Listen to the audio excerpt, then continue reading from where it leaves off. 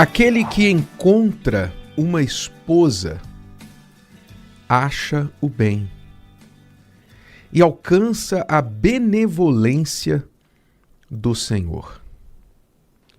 Provérbios 18 e 22, carregado de sabedoria, de verdade, que revela como Deus trabalha para a plena realização do ser humano. Deus não obriga ninguém a se casar. O casamento nunca foi uma imposição de Deus, mas sim uma coroação.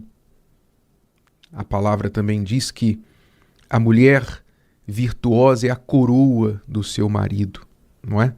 Como o homem também, o marido abençoado, temente a Deus, ele também é a coroa da sua esposa. Então, Deus criou o casamento não como uma imposição, mas como uma coroação. A coroação significa aquilo que consagra a vida da pessoa.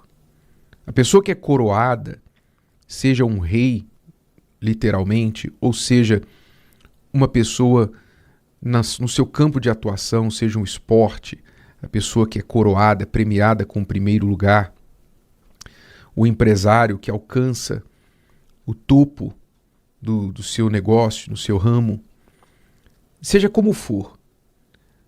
Quando a pessoa é coroada, quando ela é consagrada, ela é reconhecida, ela atinge o topo da sua realização, o máximo que se pode alcançar.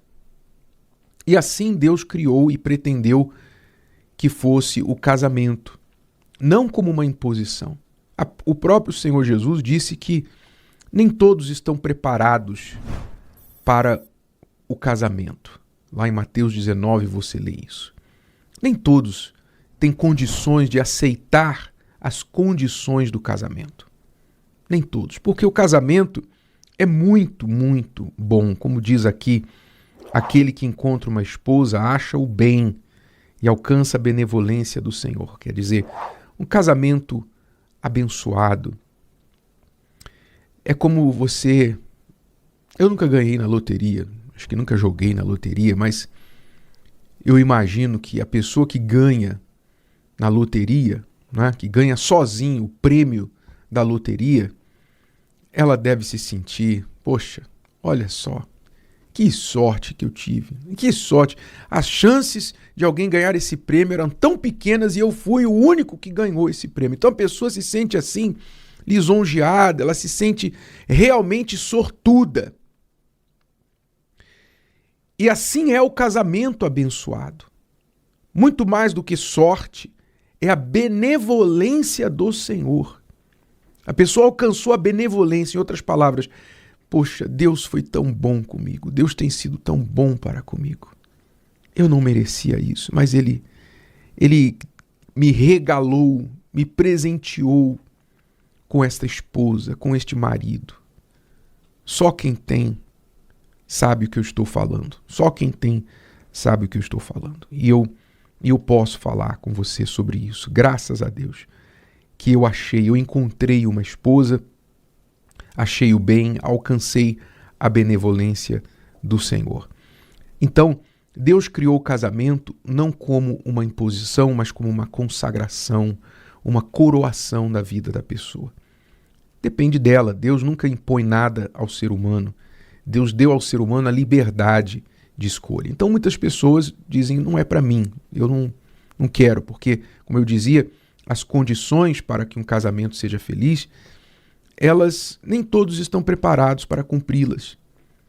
Porque para você ter um casamento realmente consagrado, você tem que aprender a abrir mão de orgulho, de certas coisas que você carrega dentro de você, que todos nós carregamos dentro de nós, que é o orgulho, que é o egoísmo, né? Você tem que deixar o orgulho, tem que deixar o egoísmo, tem que aprender a compartilhar, você tem que aprender a dar. E quando a pessoa não está preparada para fazer isso, então ela não está preparada para entrar no casamento. E Deus respeita isso. Deus respeita, Ele não obriga ninguém a se casar, não obriga ninguém a a entrar em um relacionamento contra a sua própria vontade.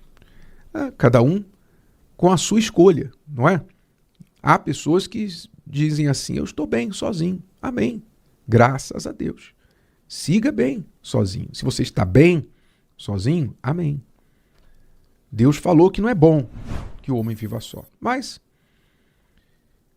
há pessoas que administram isso. Vão administrando, vão lutando, vão vivendo a sua vida desse jeito e não querem esta, digamos, esta preocupação, ou não diria preocupação, mas esse trabalho do casamento. Tem o trabalho do solteiro, né? Eu sempre me pergunto isso. A pessoa às vezes não se casa porque ela não quer o trabalho, né, de fazer o casamento funcionar, mas ela tem o trabalho de fazer a solteirice funcionar, né? Porque a solteirice também dá trabalho, a solidão também dá trabalho. A solidão tem o seu custo. E trabalho por trabalho, então, que tal fazer o trabalho que traz melhor retorno, não é? Então, voltando ao versículo, aquele que encontra uma esposa, aqui está revelado, está claríssimo, que a esposa, não falo a mulher, tá bom? Veja que não está escrito aquele que acha uma mulher, não. Aquele que encontra uma esposa. Então, está claríssimo aqui que você ter uma esposa, ter um marido, que é uma bênção de Deus na sua vida, começa com o processo de procura, o processo de busca. Não é tropeçando sobre a pessoa. Não é um acidente, não foi um acidente, mas foi uma procura. Quando você procura alguma coisa, por exemplo, quando você sai de casa para ir ao supermercado, para ir ao shopping, comprar alguma coisa, você primeiro, na sua mente, você já sabe o que você quer comprar. Você tem em mente, eu vou comprar arroz e feijão.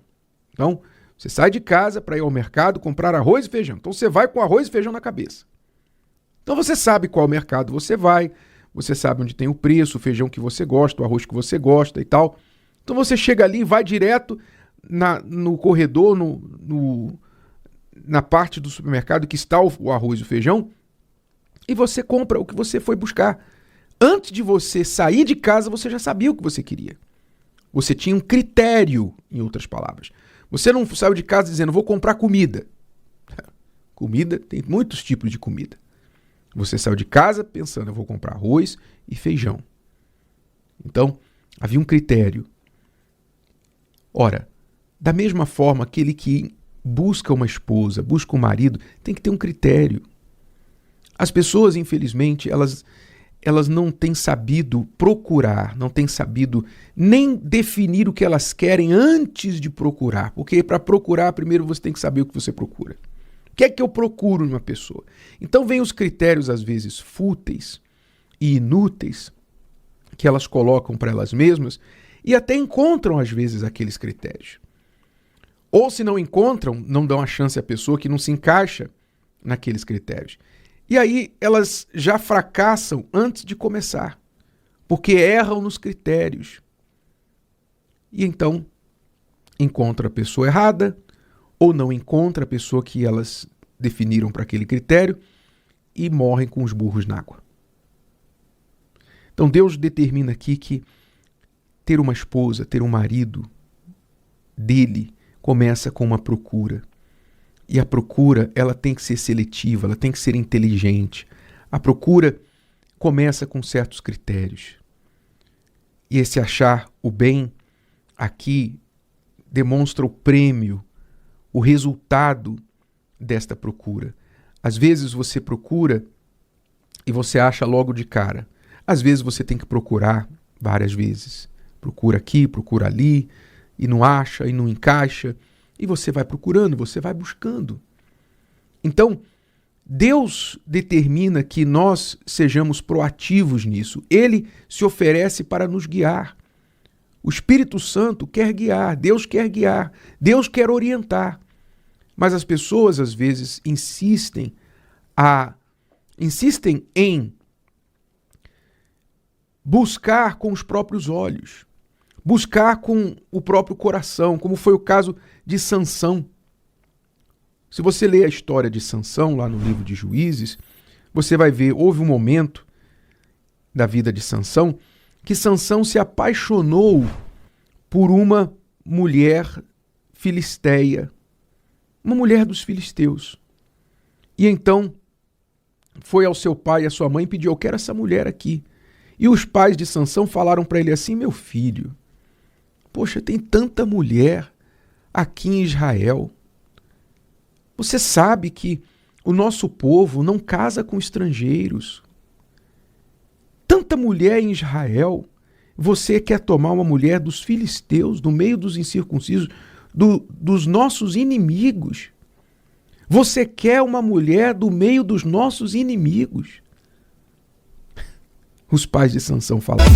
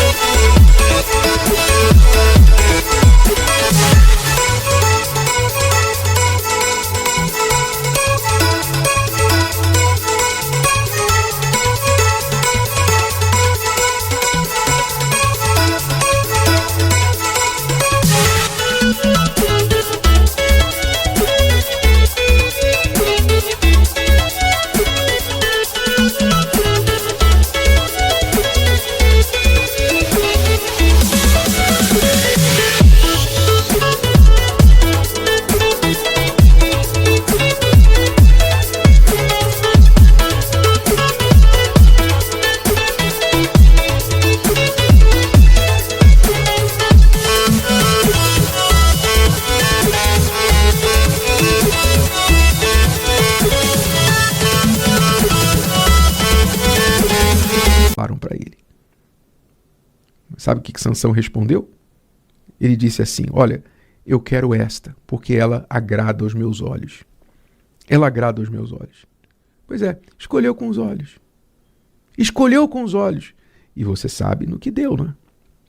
Você sabe no que deu. E qual foi o fim de Sansão? Morreu com os olhos furados, os olhos vazados.